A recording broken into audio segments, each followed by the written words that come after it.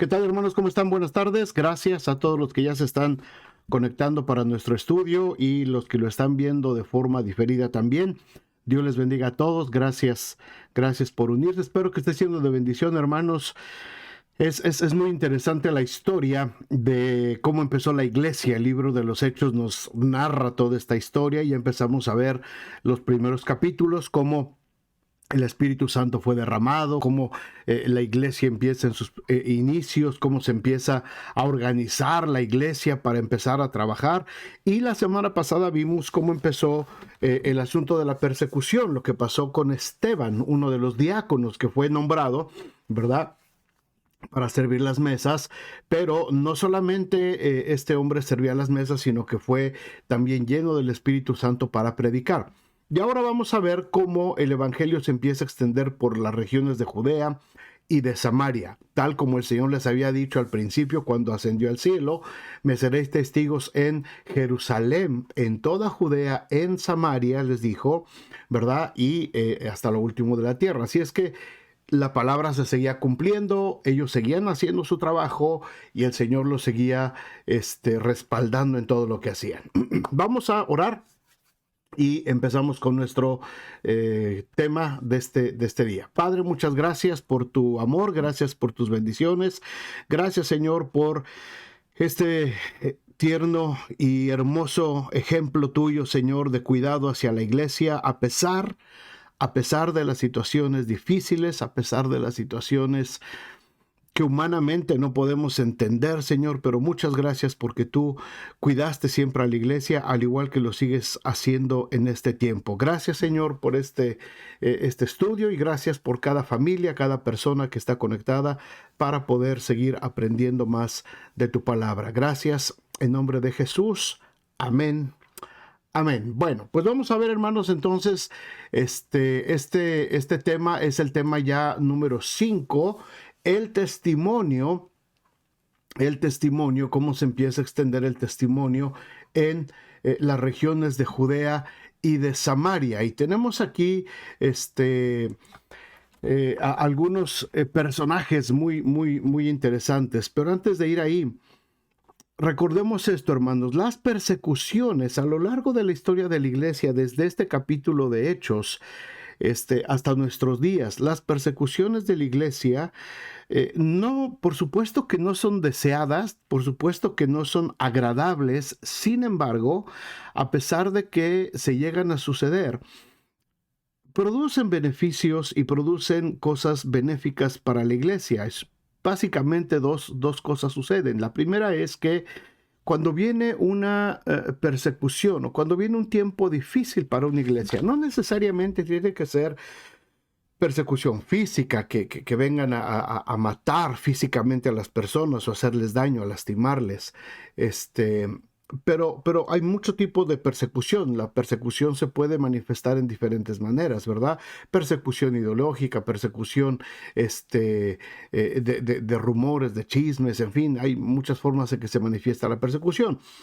Pero cuando una iglesia sufre un tipo de persecución por causa del enemigo, por causa de lo que está haciendo con la palabra, suceden dos cosas. Número uno, los cristianos que están muy flojitos, los que la semilla no ha entrado totalmente en buena tierra, sino que está flojita la tierra, que no están bien cimentados, estos cristianos son los primeros que se van, ¿verdad? Desaparecen y se alejan de la iglesia, no quieren problemas, no se quieren meter en situaciones difíciles, así es que se alejan. Y la otra parte de la persecución es que los cristianos que están bien cimentados en la palabra, los que están comprometidos con el Señor, se arraigan todavía más, ¿verdad? Algunos se dispersan, algunos se arraigan. Y esto es lo que sucedía en el libro de los Hechos y sigue sucediendo hasta el día de hoy. Cuando una iglesia sufre persecución, esto es lo que sucede. Algunos se arraigan más, otros se van. Ahora, los que se van no necesariamente quiere decir que se van al mundo, no necesariamente quiere decir que todos se regresan de donde salieron del lugar de pecado. Muchos de los cristianos se empiezan a separar y se empiezan a ir de algunas iglesias, ¿verdad? Y Dios los usa para establecer nuevas iglesias, para predicar en nuevos lugares y para que la obra siga creciendo. Todas las iglesias y cualquiera de los que estamos aquí, y si hay pastores aquí me darán la razón en este estudio, de que todas nuestras iglesias se nutren también de personas que vienen de otras iglesias por diferentes causas, por diferentes situaciones. Todas las iglesias se van nutriendo con cristianos que van viniendo de un lugar de otro. Es cierto, y lo voy a decir, es cierto que en muchas de esas ocasiones también se infiltra gente conflictiva, ¿verdad? No me gusta ponerle adjetivos a los cristianos que van de un lugar a otro, pero muchos son buenos cristianos. Es gente que conoció a Cristo, que se entregó y por alguna causa, cualquier situación, la que sea, ¿verdad? Salió de una iglesia, se fue a otro lugar, tuvo que retirarse y va a unirse a otra iglesia y puede ser de bendición. Y probablemente algún hermano que alguien dice, no, es que aquella persona es muy conflictiva y ya te cayó en tu iglesia. Pues a lo mejor esa persona estaba buscando una oportunidad de servicio y puede ser que pueda traer buenos resultados a la iglesia. Como también puede haber alguien que solamente vino porque tenía ganas de protagonismo, de querer seguir a lo mejor con algunas prácticas, y de todo hay, hermanos, de todo hay, y para eso el Señor nos da discernimiento, ¿verdad? Pero la persecución provoca esto: gente se dispersa, la gente se va, y otra gente se arraiga, otra gente se afirma. Fue exactamente lo que pasó con los primeros cristianos, ¿verdad? Cuando empezó la persecución, el día que mataron a Esteban, empieza una persecución. Así es que el libro de Hechos, escrito por el doctor Lucas, nos presenta el ministerio de un nuevo grupo de líderes de la iglesia, ¿verdad? Los que se llamaron los diáconos. Esteban es muerto a causa de la predicación, pero otros diáconos empiezan a salir, empiezan a hacer la obra que Dios les había dado. El diaconado no se limitaba exclusivamente a la administración de las cosas naturales. Lucas describe el testimonio poderoso de uno de estos servidores, Esteban, e incluye un resumen de su último sermón predicado a los judíos, un sermón poderoso, ¿verdad?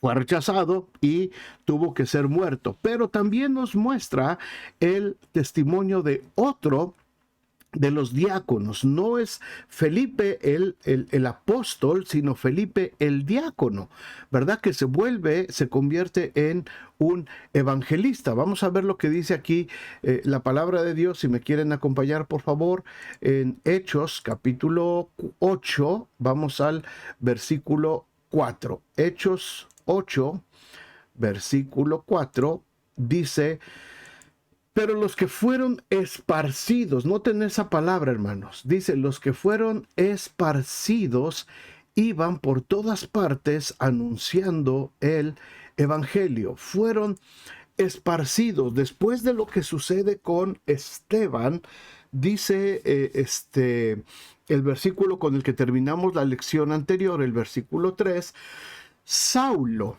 el que después se convertiría en el apóstol Pablo, Saulo, dice, asolaba la iglesia y entrando casa por casa arrastraba a hombres y a mujeres y los entregaba a la cárcel. Esto ocasionó que los cristianos huyeran de sus ciudades, huyeran de Jerusalén. Hubo una desbandada de los primeros cristianos. Recuerden que eran miles, ¿verdad? En las primeras predicaciones fueron 3,000, luego 5,000, y el Señor añadía cada día a la iglesia. Es decir, ya era un grupo bastante grande de cristianos, una congregación bastante grande. Así es que se empezaron a dispersar, empezaron a huir. Y dice el versículo 4, pero los que fueron esparcidos iban por todas partes anunciando el evangelio. Eso fue lo que sucedió cuando empezaron a perseguirlos. Entonces Felipe, dice el versículo 5, insisto otra vez, no es Felipe el apóstol, sino Felipe el diácono, ¿verdad? Que se convierte en evangelista. Entonces Felipe, descendiendo a la ciudad de Samaria, les predicaba a Cristo. Y la gente unánime, es decir, todos unidos, escuchaba atentamente las cosas que decía Felipe, oyendo y viendo las señales que hacía, porque de muchos que tenían espíritus inmundos salían estos dando grandes voces, y muchos paralíticos y cojos eran sanados. Así es que había gran gozo en aquella multitud. Hermanos, aquí se habla acerca de un ministerio de evangelismo poderoso. Ahora, Felipe les anunciaba acerca de Jesús, y Felipe estaba en medio de samaritanos. Si ustedes recuerdan, los samaritanos no se llevaban con los judíos. Los samaritanos eran judíos también, eran israelitas, pero desde hacía muchos años eran los que habían quedado de aquella división del reino, ¿verdad? Que quedaron en la región de Siria, Damasco, todo eso, se volvieron los samaritanos. Y como estaban lejos de la capital de Jerusalén, y Jerusalén se consideraban solamente judíos los que quedaban del reino del sur, los descendientes de Judá y de Benjamín nada más. Y todos los demás ya los veían ellos como samaritanos, los sentían despreciados, y por todas estas razones históricas, el punto es que no se llevaban bien. Y los judíos creían que los samaritanos no tenían derecho a la salvación. ¿Se acuerdan del escenario tan difícil cuando Jesús está con la samaritana? Después Jesús habla cuando sana a los leprosos. Solamente un samaritano regresa a darle las gracias. Jesús ya había sembrado las bases, y Jesús ya les había enseñado que el evangelio era para todos. Y cuando Jesús les dice que vayan por Jerusalén, por Judea y por Samaria, les está diciendo: todos tienen derecho a escuchar el mensaje del amor de Dios. Así es que Felipe predica en Samaria, y Felipe está con mucho poder del Espíritu Santo. Se están haciendo sanidades. No es Pedro, no es Juan, no es Jacobo, no son los grandes apóstoles, es un servidor.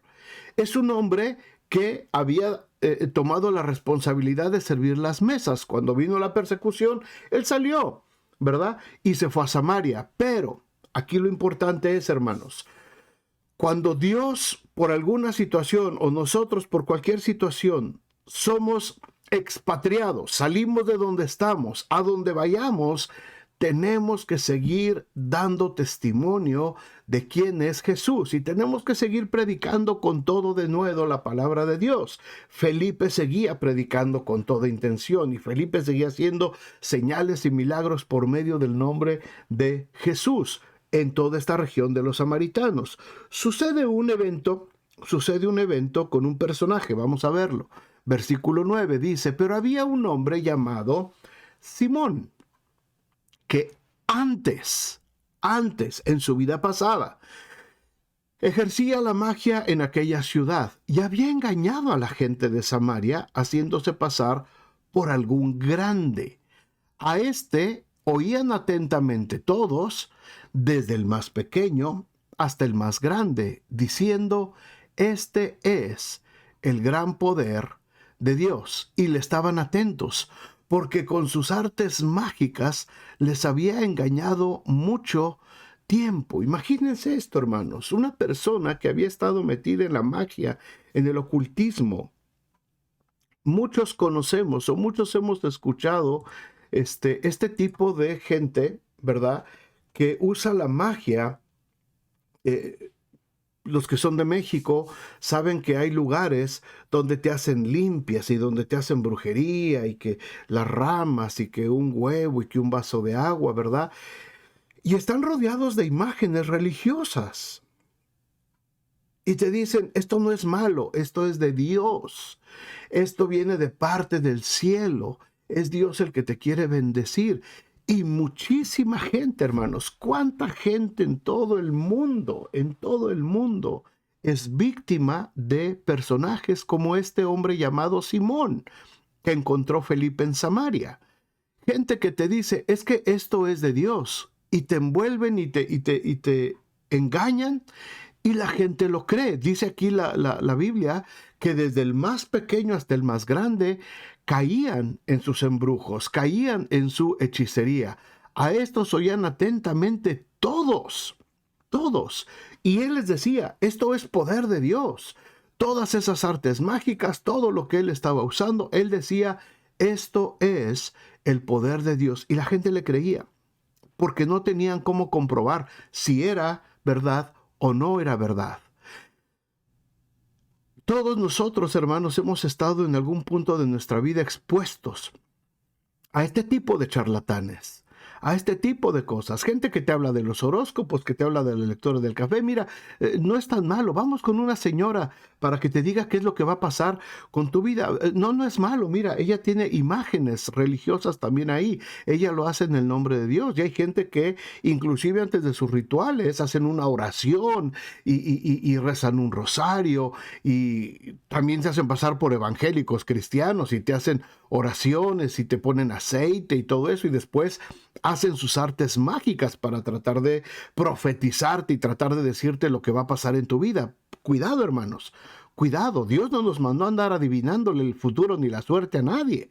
Dios nos mandó a predicar el evangelio, a predicarles arrepentimiento y a predicarles el año agradable del Señor. Nada más, nada más. Mucho cuidado con los que engañan, mucho cuidado con los que predicen, mucho cuidado con los que quieren decirte qué es lo que va a pasar en tu vida en un futuro, sea bueno, sea malo. No hay este tipo de cosas. Son simones, como dice aquí la Biblia. Son simones que están tratando de engañarte, y mucha gente cae en sus engaños, mucha gente. ¿Cuál es la diferencia? Cuando creyeron a Felipe, apunten y subrayen esta expresión, pero cuando creyeron a Felipe, que anunciaba el evangelio del reino de Dios y el nombre de Jesucristo, entonces se bautizaron hombres y mujeres. ¿Qué pasó? ¿Qué pasó?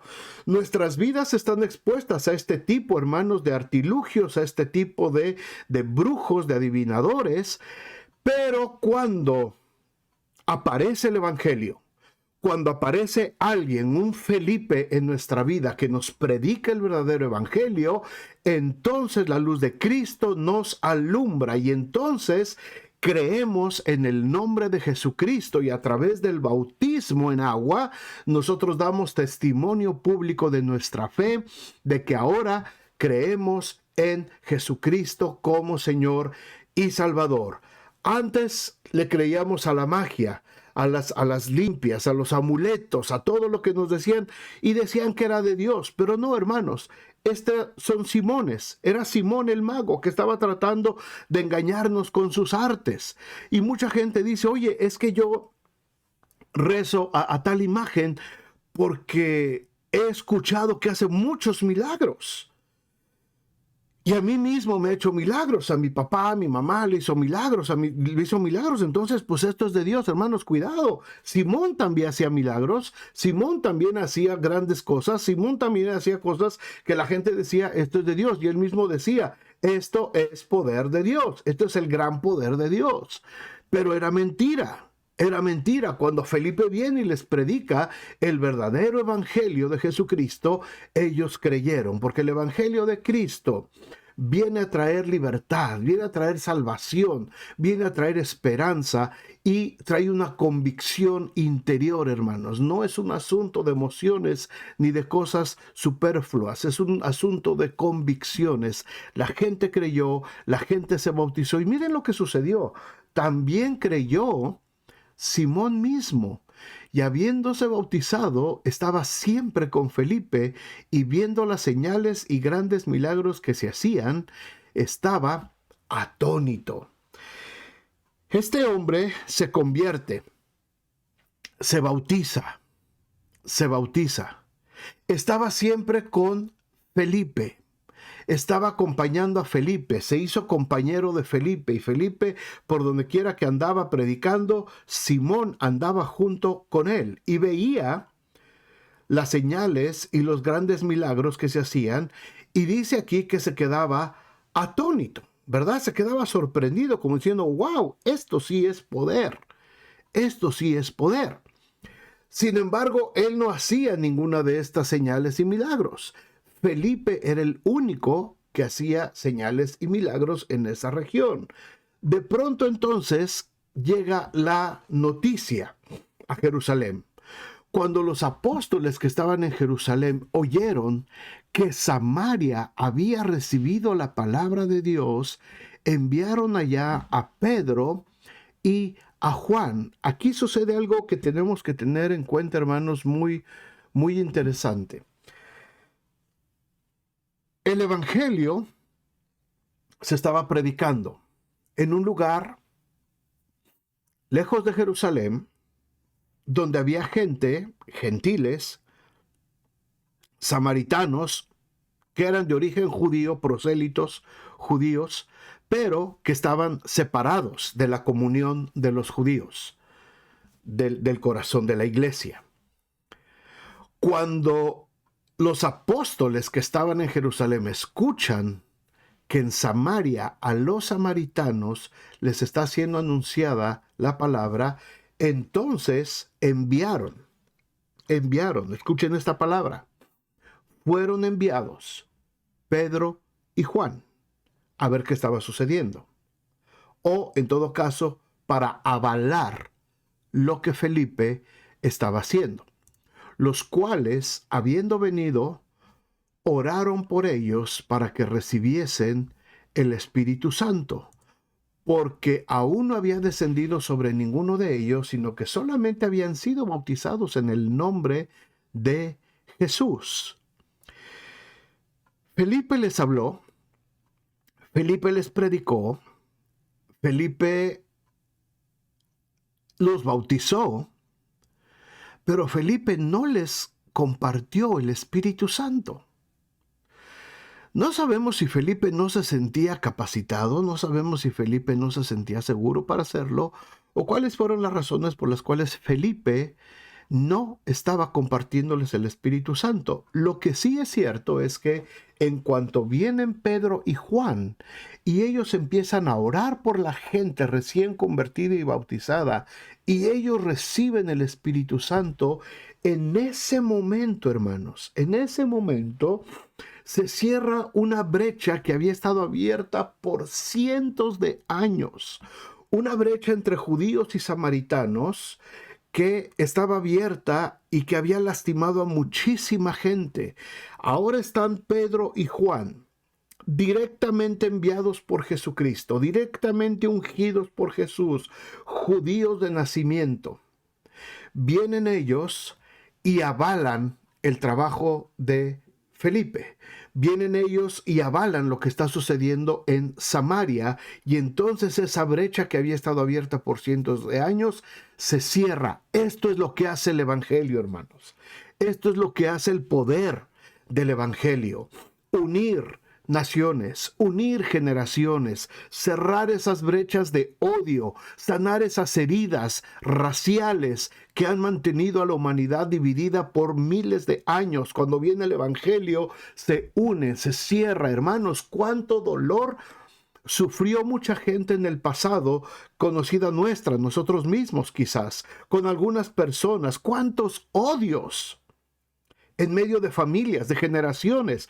Pero cuando llega el Evangelio, hermanos, esa brecha se cierra, esa brecha se avala, viene el Espíritu Santo, nos llena, nos bautiza, nos restaura, y esas brechas de odio se cierran. ¿Cuánta gente, cuántas familias han sido unidas a través del Evangelio de Jesucristo? Eso es el poder del Evangelio. Les imponían las manos y recibían el Espíritu Santo. Todos estos samaritanos cerrándose esa brecha, ¿verdad?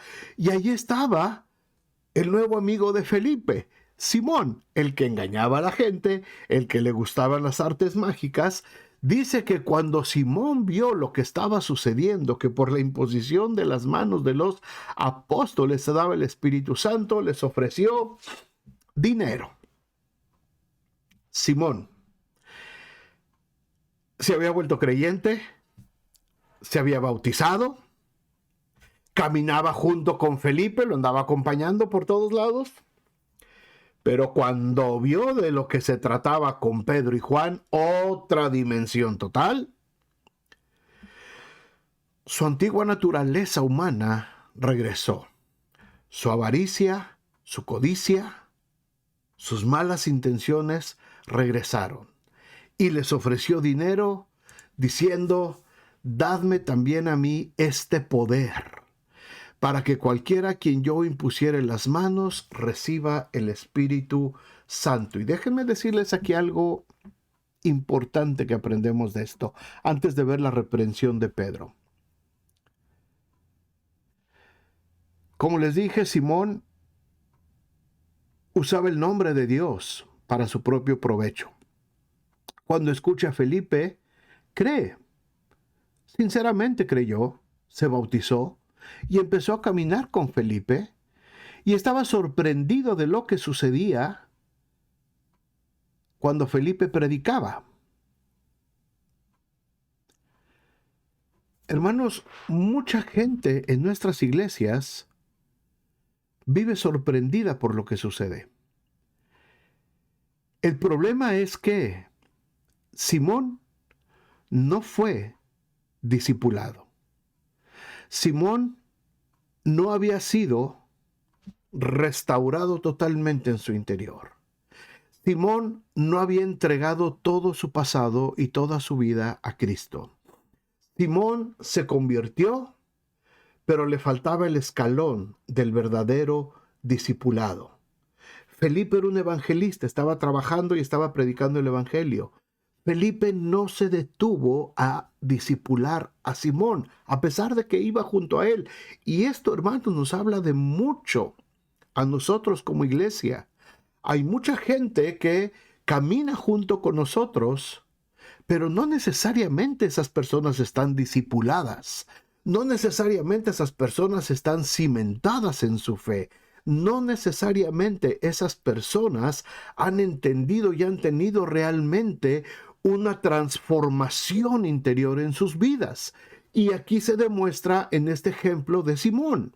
En cuanto vio lo que hacían Pedro y Juan, en cuanto vio el poder del Espíritu Santo sobre las personas, esa condición de querer lucrar, de querer tener poder como ser humano solamente, no dejar que el poder de Dios actuara a través de él, sino él controlar y manipular el poder, ofrece dinero para poder comprar el don de Dios.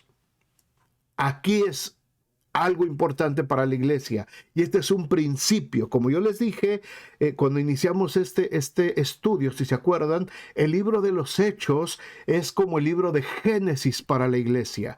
Es el libro donde se dan todas las situaciones, donde se presentan todos los grandes temas que siguen afectando a la iglesia hasta el día de hoy. Y este es uno de esos grandes problemas: la falta de discipulado correcto, la falta de transformación interior. Este hombre no había entendido todavía, ¿verdad?, el cambio que tenía que haber en su vida, que tenía que dejar todas sus actitudes antiguas y negativas y transformarse a una vida nueva en Cristo. No se había dado el tiempo, a lo mejor todavía, de que sucediera esto, pero para nosotros es una señal de alarma. No solamente la gente porque venga a la iglesia quiere decir que su vida ha sido transformada. No solamente porque están participando de un culto a Dios un domingo en la mañana, significa que ya fueron transformados en su espíritu. La gente que es transformada es porque ya pasó un proceso de discipulado, un proceso en el cual ha podido aprender lo esencial, por lo menos, de la palabra de Dios. Es un hombre y una mujer que se dedican a conocer la Escritura, escudriñar la Escritura, tener comunión con Dios, y que van renunciando a todas sus actitudes y a todas sus conductas que tenían en el pasado. Si eso hubiera sucedido, Simón hubiera sido quizás un gran evangelista también. Simón, quizás cuando él recibe el Espíritu Santo, probablemente en ese momento Dios lo hubiera levantado, pero todavía no llegaba a ese momento. Así es que Simón, un convertido muy superficial, ¡pum!, como decimos en México, ¿verdad?, enseñó el cobre inmediatamente. Ya era cristiano, ya estaba bautizado, ya estaba con Felipe, pero enseñó el cobre. Y entonces Pedro, una autoridad superior en la iglesia en ese momento, le tiene que reprender.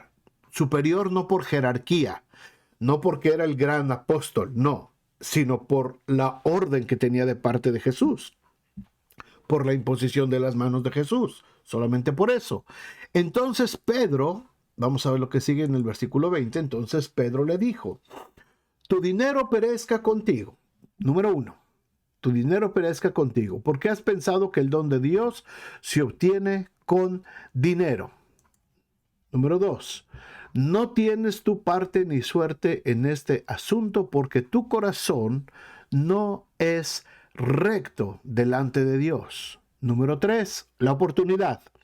Arrepiéntete pues de esta tu maldad y ruega a Dios si quizá te sea perdonado el pensamiento de tu corazón.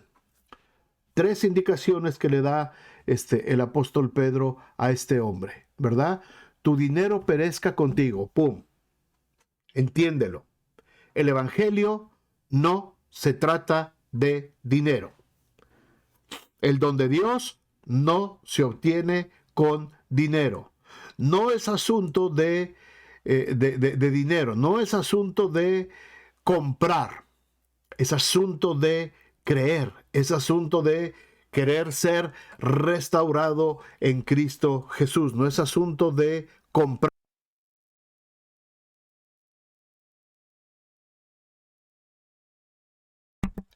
La segunda cosa que le advierte aquí el apóstol Pedro, tú no tienes parte ni suerte en este asunto, porque tu corazón no es recto delante de Dios. Entendamos esto, hermanos.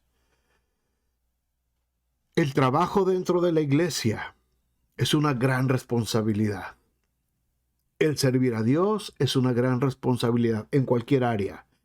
Desde el que barre y limpia el lugar donde nos reunimos hasta el que predica, pasando por todos los ministerios. Todos los lugares de servicio del Señor tenemos que hacerlo con un corazón recto delante de Dios. Si no actuamos, hermanos, con un corazón recto delante de Dios, no tenemos parte ni suerte en la iglesia. No tenemos parte ni suerte en este asunto. Tenemos que tener un corazón recto delante de Dios. Estas amonestaciones, hermanos, son hermosas las que Pedro le da a este hombre Simón. Tienes primero que entender, no se trata de dinero, no venimos aquí por dinero, ¿verdad? Y Pablo lo dijo mucho después también, no por ganancias deshonestas. No estamos aquí por ganancias deshonestas. Los obreros son dignos de su salario, sí. Tenemos que tener responsabilidad por los que nos sirven en el Señor. Claro que sí, tenemos que ayudarles y tenemos que bendecirles y tenemos que sustentar a aquellos que trabajan para el Señor. Y escrito está, no pondrás bozal al buey que trilla y el obrero es digno de su... Sí, está bien, todo eso lo tenemos que hacer, hermanos, pero no se trata de dinero. No se trata de dinero, no se trata de pastores enriqueciéndose, no se trata de pastores viviendo vidas lujosas, no se trata de que venimos a comercializar con los hermanos, no se trata de eso. El don de Dios no se compra y gente no puede venir a querer comprar un puesto dentro de la iglesia solamente porque el hermano tiene mucho dinero, lo vamos a poner entonces de líder de esto, de líder a los que van teniendo dinero. No se trata de comprar los lugares de ministerio dentro de la iglesia. Se trata de tener un corazón recto delante de Dios para poder servir. De otra manera, no tenemos parte ni suerte en lo que estamos haciendo. Podemos estar sirviendo y podemos estar involucrados, como estaba Simón con Felipe, pero su corazón no era recto. Su corazón no estaba derecho delante de Dios y Dios lo estaba rechazando. Pero aquí viene lo hermoso, hermanos, y es lo mismo que pasó con todos los profetas del Antiguo Testamento, y es lo mismo que sigue pasando ahora en la iglesia, y Pedro pone este precedente. Primero amonesta, primero señala lo que está mal, primero lo regaña, ¿verdad? Y lo hace sentir mal probablemente. Se sintió avergonzado probablemente Simón delante de toda la gente que está ahí. Pero lo más interesante, hermanos, de todo esto es que después de la reprensión viene la oportunidad. Arrepiéntete. Arrepiéntete. Hay un Siempre hay un momento, hermanos, de oportunidad de parte de Dios. Siempre, siempre, siempre. Podemos estar haciendo las cosas mal. Podemos habernos equivocado. Pudimos haber tenido una mala motivación. Pudimos haber tenido una mala actitud, una mala conducta. Pero siempre Dios va a tener un momento de arrepentirnos. Siempre va a decir, va a estar la palabra, arrepiéntete. Arrepiéntete. Si no te quieres arrepentir, ¡pum!, entonces eres desechado. Pero no digas que Dios me desechó. No digas que Dios me hizo un lado. No digas que Dios no te dio la oportunidad. Siempre va a estar la oportunidad. Te puedes equivocar. Pero cuando Dios te dé la oportunidad de arrepentimiento, aprovechala. Aprovechala. Arrepiéntete pues de esta tu maldad y ruega a Dios si quizá te sea perdonado el pensamiento de tu corazón. Ahora, aquí viene otra enseñanza fuerte. Le dice Pedro todavía más a Simón, porque en hiel de amargura y en prisión de maldad veo que estás. Pedro empieza a discernir cuando está hablando con Simón, lo está viendo a los ojos y le dice, estás amargado, man. Estás en una prisión de maldad. O sea, hay cosas en tu vida que te están llevando a este tipo de conducta. No sé qué infancia tuviste, no sé qué broncas habrás pasado, pero estás pasando por una situación difícil. Veo que estás. Espíritu para discernir, hermanos. El Señor nos da discernimiento. Ojo, no le está profetizando Pedro. No le está diciendo lo que está sucediendo. Pedro está diciéndole la condición espiritual en la que está este hombre. Hermanos, aquí hay algo muy importante. Muchas veces cuando oramos, muchas veces cuando imponemos manos sobre la gente y oramos, el Señor nos revela, el Señor nos deja sentir, no para avergonzar, no para decirle, ni para hacer espavientos, ni para desde el micrófono estarle diciendo a la gente lo que Dios... No, esto es algo muy personal. Esto es algo muy personal. Pedro se lo dijo a Simón, veo que estás pasando por amargura en tu vida y estás en prisión de maldad, mano. Arrepiéntete, arrepiéntete y deja que el Señor te sane. ¿Cuál es la respuesta de Simón? Interesante. Respondiendo entonces Simón les dijo, rueguen ustedes por mí al Señor, para que nada de esto que habéis dicho venga sobre mí. Espérate, no es asunto de Pedro y de Juan, es asunto tuyo, Simón, es asunto tuyo. Pedro dijo, arrepiéntete, Simón. No le dijo, ven para que yo ore por ti. Le dijo, arrepiéntete. Es asunto tuyo, Simón. No es asunto de Pedro y de Juan. No es asunto del pastor ni los líderes. Es asunto tuyo. Arrepiéntete. No es por la oración de los líderes. No es por la oración de Pedro y de Juan. Es tu corazón el que tiene que cambiar y es el que tiene que obedecer. No se trata de que Pedro y Juan oren por ti. No había entendido Simón todavía. Todavía le dicen, ¿verdad? Tienes que arrepentirte. Oren por mí. No voy a orar tanto por ti. Voy a orar para que te arrepientas. Pero es tu decisión. Tú tienes que arrepentirte. No vas a arrepentirte por causa de mi oración como pastor.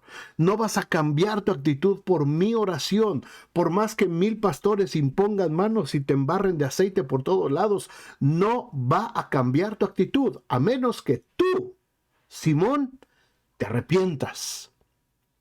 Tú, personalmente, ponle tu nombre ahí si quieres, en vez de Simón. Si tú no te arrepientes, no vas a ser salvo de todas las cosas que se hablaron sobre ti. Sigue el testimonio. Ellos, habiendo testificado y hablado la palabra de Dios, se volvieron a Jerusalén y en muchas poblaciones de los samaritanos se anunció el evangelio. Empieza a crecer, hermanos, el evangelio ahora por las regiones de Samaria. Los samaritanos, los que eran despreciados, empiezan entonces a avalar el crecimiento de la iglesia y mucha gente en muchas poblaciones, fíjate que dice aquí, muchas poblaciones de los samaritanos se empezaron a anunciar el evangelio. Felipe y Pedro y Juan y todo mundo predicando el evangelio. Y sucede entonces otro evento muy interesante en este mismo capítulo. Un ángel del Señor le habló a Felipe diciendo: levántate y vete hacia el sur. Por el camino que desciende a Jerusalén, vete para Gaza, el cual es un camino desierto. Entonces se levantó y fue. Y sucedió que un etíope, eunuco, funcionario de Candace, reina de los etíopes, el cual estaba sobre todos sus tesoros y había venido a Jerusalén para adorar, volvía sentado en su carro y leyendo al profeta Isaías. Y el Espíritu le dijo a Felipe: acércate y júntate a ese carro. Acudiendo a Felipe, le oyó que leía el profeta Isaías. Y dijo: ¿pero entiendes lo que lees? Él dijo: ¿y cómo podré si alguno no me enseñare? Y rogó a Felipe que subiese y se sentara con él. El pasaje de la escritura que leía era este: como oveja a la muerte fue llevado, y como cordero mudo delante del que lo trasquila, así no abrió su boca. En su humillación no se le hizo justicia, mas su generación, ¿quién la contará? Porque fue quitada de la tierra su vida. Respondiéndole eunuco dijo a Felipe: te ruego que me digas, ¿de quién dice el profeta esto? ¿De sí mismo o de algún otro? Entonces Felipe, abriendo su boca y comenzando desde esta escritura, le anunció el evangelio de Jesús. Siguiendo por el camino, llegaron a cierta agua, y dijo el eunuco: aquí hay agua, ¿qué impide que yo sea bautizado? Felipe dijo: si crees de todo corazón, bien puedes. Y respondiendo dijo: creo que Jesucristo es el Hijo de Dios. Y mandó parar el carro, y descendieron ambos al agua, Felipe y el eunuco, y le bautizó. Este evento, hermanos, abre otra dimensión más a la predicación del evangelio. Ya el evangelio estaba en Samaria. Ahora el evangelio se empieza a expandir hacia las regiones de África. Este hombre había subido a Jerusalén a la fiesta de la Pascua y había escuchado todo lo que había pasado unos días antes con lo de Jesús y la crucifixión y la resurrección. Y este hombre ya iba de regreso. Acuérdense que eran viajes de meses, ¿verdad? En su carretita, en su caballo. Iba bajando de Jerusalén, iba de regreso para África, para Etiopía. Era el jefe de los tesoros de la reina Candace. Entonces era un hombre importante. No era un criado, no era un sirviente, era un funcionario, era un hombre de alto rango en el país africano de Etiopía. Así es que este hombre desciende, ¿verdad?, de Jerusalén, y el Espíritu Santo manda a Felipe que se pegue junto a ese carro y le predica el evangelio. El hombre cree, el hombre se entrega a Jesucristo, confiesa a Jesucristo, encuentran un lugar donde había agua y bajaron, y Felipe le bautiza y el hombre siguió gozoso su camino. ¿Qué pasó aquí, hermanos? El Espíritu Santo de Dios seguía moviendo a Felipe hacia donde él lo necesitaba. Ojo. El Espíritu Santo de Dios movía a Felipe, su evangelista, hacia donde él lo necesitaba. Pedro y Juan, después de que estuvieron en Samaria, se regresaron a Jerusalén. Ahí estaba su base. Ahí estaba el lugar donde se estaba conglomerando todo. Pero Felipe era un hombre que Dios estaba usando por diferentes lugares. Así es que lo lleva a este lugar desierto, ¿verdad?, rumbo a la ciudad de Gaza, y encuentra a este funcionario etíope, le predica el evangelio, y entonces el hombre cree y se bautiza. Hermanos, el evangelio se sigue predicando hasta el día de hoy, como Jesús lo dijo. Tienen que llevar este evangelio a Judea, a Samaria y hasta lo último de la tierra. Felipe ya no llegó hasta Etiopía a predicar, pero Felipe sembró la semilla en este hombre, y este hombre probablemente llegó hasta Etiopía y siguió predicando este hombre lo que había escuchado acerca de Felipe, lo que Dios le había hablado por medio de Felipe. Y probablemente mucha gente allá en Etiopía se convirtió.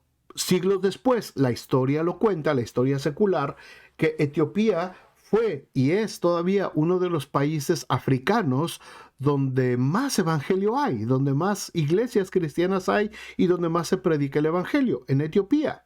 ¿verdad? Porque probablemente una raíz desde ese entonces de este hombre que fue evangelizado por Felipe. No sabemos a dónde va a llevar el Señor a la gente que nosotros le hablamos de la palabra de Él, hermanos. No sabemos lo que Dios va a hacer con una persona por la que oramos en algún lugar porque entregó su vida a Cristo. Algunas personas que vinieron a la iglesia y a lo mejor de pronto ya no las vemos. No sabemos si Dios las va a usar en otro lado. De pronto podemos escuchar, mira, esta persona, pensamos que ya no estaba, pensamos que se había alejado del camino del Señor y resulta que está predicando en tal lugar. Yo se los digo por experiencia.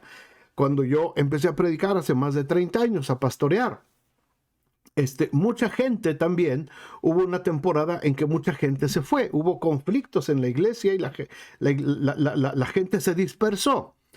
Años después, muchos años después, todavía hasta el día de hoy, sigo encontrándome gratamente que muchos de esos cristianos ahora son pastores, ahora son líderes, son directores de ministerios de niños, son líderes de alabanza, gente que estuvo en la iglesia y que en algún momento se dispersó por alguna causa y que los dejé de ver por años. Y de pronto me encuentro con que ellos siguen predicando el evangelio y que Dios los ha usado y que mucha gente ha llegado al conocimiento de la palabra de Dios por medio de estas personas que yo pensé que ya no estaban, que yo pensé que ya se habían distanciado del Señor. Así es que no pongamos, hermanos, en poca estima a los hermanos que por una u otra razón de pronto ya no los vemos. Dios los puede usar en algún otro lugar y quizás dentro de algunos años, algunos de esos jovencitos que decimos ahora, uy, ese muchachito se perdió, se fue, ya no supimos más de él, probablemente dentro de unos años nos llevemos la grata sorpresa de que es un líder, de que es un pastor, de que es un evangelista, de que es un maestro de niños, que es un discipulador, que es un salmista, no sé, algo Dios lo puede usar. Y igual que este hombre etíope, un solo encuentro con Felipe, un solo encuentro con el evangelista y su vida cambió. Y su vida siguió y el hombre, dice el versículo 39, el hombre siguió gozoso su camino. Pero sucedió algo con Felipe, sucedió algo sobrenatural con Felipe. Dice que cuando subieron del agua, el Espíritu del Señor arrebató a Felipe. Déjenme hablarles un poquito de esto, hermanos, porque a mí esto se me hace muy interesante. Felipe no caminó a la ciudad de Azoto. El Señor le dijo a Felipe, levántate y ve hacia el camino del sur, hacia la ciudad de Gaza, un camino que es desierto. Se lo dijo. Felipe se levantó y empezó a caminar. Empezó a caminar. Y caminando, caminando, caminando fue que se encontró con la carreta de este hombre, el etíope. Una vez que cumplió su propósito, dice, el Espíritu del Señor arrebató a Felipe. Felipe no caminó, hermanos, de regreso a la ciudad de Azoto. Felipe fue arrebatado por el Espíritu Santo. Fue trasladado de una manera sobrenatural. Y aquí muchos escépticos dicen, no. Es una forma figurativa en la que el Señor le dijo que... No es una forma figurativa. Fue arrebatado por el Espíritu y Felipe se encontró en Azoto y pasando anunciaba el Evangelio en todas las ciudades hasta que llegó a Cesarea. Se encontró, fue arrebatado y ¡pum! De pronto, ¿dónde estoy? Estoy en la ciudad de Azoto. ¿Cómo llegué aquí? No sé. ¿Por qué lo hizo así el Señor? Es la única vez que se nos revela esto. Cuando la Biblia dice, hermanos, en 1 Tesalonicenses 4, que nosotros seremos arrebatados al cielo, nos dejó un ejemplo con Felipe. ¿Viste cómo arrebaté a Felipe? ¿Viste cómo lo tomé de donde estaba y lo trasladé varias millas a otro lado y lo puse para que predicara ahí? ¿Acaso crees que no tengo poder, puede estar diciendo el Señor, para arrebatar a mi iglesia y estar así conmigo en las nubes por toda la eternidad? Nos dejó un ejemplo, hermanos. Nos dejó un ejemplo. Ya lo había hecho con el profeta Elías. Ya lo había hecho otra vez con un hombre llamado Enoc, allá en las generaciones de Noé, ¿verdad? Un antepasadito de Noé. Y lo hizo con Felipe. Una muestra, hermanos, más en la Biblia de lo que Dios tiene preparado para la iglesia. Si Dios pudo trasladar a Felipe de un lugar a otro, no dudemos que cuando se oiga la final trompeta, seremos arrebatados juntamente con Cristo. Los muertos en Cristo resucitarán primero, dice 1 de Tesalonicenses 4. Luego los que quedamos seremos arrebatados con Él. Y así estaremos para siempre. Lo hizo con Felipe. Como les dije, y lo vuelvo a repetir otra vez, el libro de Hechos es nuestro Génesis. Es un semillero de los grandes temas que la iglesia ha vivido por 2000 años y seguirá viviendo hasta que Cristo venga. Y aquí tenemos un punto muy importante. Así como Felipe fue arrebatado por el Espíritu y trasladado a otra ciudad, la iglesia un día será arrebatada y será trasladada al reino de Jesucristo. Pero Felipe se encontró en Azoto y pasando, anunciaba el evangelio en todas las ciudades hasta que llegó a Cesarea, evangelizando a todas las ciudades, hermanos. Al terminar esta misión, cuando el Señor arrebata a Felipe, sigue predicando el evangelio. Comenzó a predicar hasta llegar a la ciudad principal de Cesarea. Y ahí van a seguir las historias y las aventuras de la iglesia. Quedémonos con estos grandes temas el día de hoy, hermanos. Son temas muy interesantes, a mí me apasionan, a mí me encantan, porque todo lo que pasó, todo lo que estamos leyendo y todo lo que estamos analizando, sigue pasando en el día de hoy, como yo les he comentado. Es diferente ropa, son diferentes modas, es diferentes circunstancias, pero la esencia es la misma. Sigue pasando exactamente lo mismo. La iglesia sigue sufriendo persecución de una, de otra manera. La gente, los cristianos siguen siendo dispersados por 1000 razones, las que gustes y mandes. La iglesia se sigue moviendo, la iglesia está en movimiento, la iglesia no está estática en un solo lugar, la iglesia siempre se está moviendo.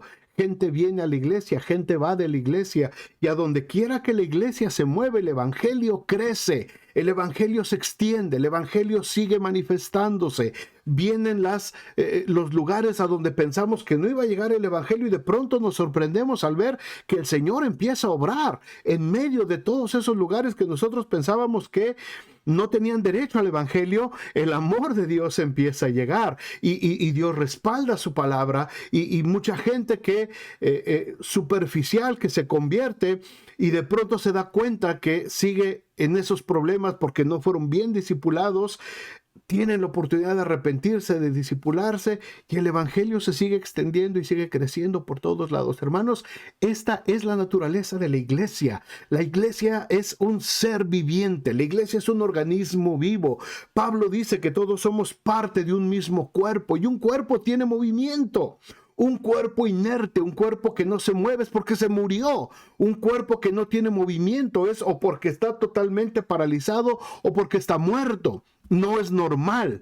Un cuerpo que tiene vida se tiene que mover. Un cuerpo que tiene coyunturas, dice Pablo, se tiene que ayudar a sí mismo en todas las funciones que tienen que ver con el cuerpo. Así es que, hermanos, la iglesia es un organismo que tiene que estar en constante movimiento. Pedro y Juan estaban en Jerusalén, Felipe estaba moviéndose por otro lado, Simón después apareció por otro lado y después el eunuco también llevó el evangelio por otro lado. Felipe siguió en Azoto, Felipe siguió predicando por otras ciudades, se encamina hacia Cesarea, a donde va a suceder un evento espectacular que vamos a ver la próxima semana. Pero la iglesia, hermanos, quedémonos con esta idea, la iglesia está en movimiento desde que nació. y son más de 2000 años ahora y la iglesia se sigue moviendo. No podemos ser parte de una iglesia inerte, estática. Nuestra iglesia se tiene que mover. Gente de nosotros tiene que estar saliendo a predicar a diferentes lados, donde quiera que la iglesia esté, en las oficinas, en las fábricas, en los trabajos, en las escuelas. La iglesia tiene que estar en movimiento. Si la iglesia solamente anuncia el reino de Dios cada vez que se reúne el domingo ahí en nuestras cuatro paredes, la iglesia está inerte, la iglesia está inmóvil, está paralizada. La iglesia se tiene que mover donde quiera que está, en cualquier área, todos los días, porque dice que el Señor añadía cada día a la iglesia, no los domingos, cada día. Tenía que haber gente que se añadía a la iglesia. ¿Por qué? Porque la iglesia estaba en constante movimiento. Amén. Gracias. Vamos a darle gracias a Dios, hermanos. Y pensemos en esto, por favor. Estas enseñanzas de estos versículos del capítulo 8 de Hechos. Padre, muchas gracias por este tiempo, gracias por tu amor, gracias por tu provisión, Señor, y muchas gracias por estas enseñanzas, por estos temas, Señor, que son los principios sobre los cuales empezó a crecer la iglesia, y son los mismos principios que estamos viendo ahora, Señor, que se siguen manifestando hasta nuestros días, Padre. Ayúdanos a ser cristianos bien discipulados, cristianos afirmados en nuestra fe. Señor, si por alguna razón tenemos que salir esparcidos de nuestros lugares, Padre, que podamos llevar el evangelio a donde quiera que llevamos y que podamos seguir siendo testimonio en todos los lugares, Señor, donde tu palabra tiene que ser predicada.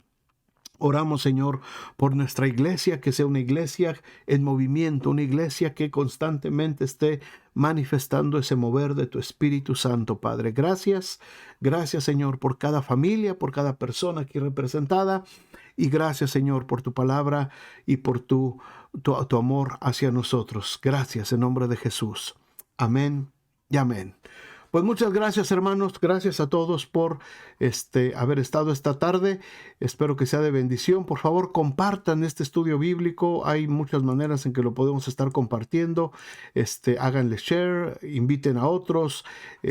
Pueden juntarse en una casa y verlo juntos. En fin, compartan, hermanos. La palabra de Dios es para que se pueda compartir por todos. Que Dios les bendiga mucho. Nos vemos, si Dios permite, el domingo en nuestra iglesia.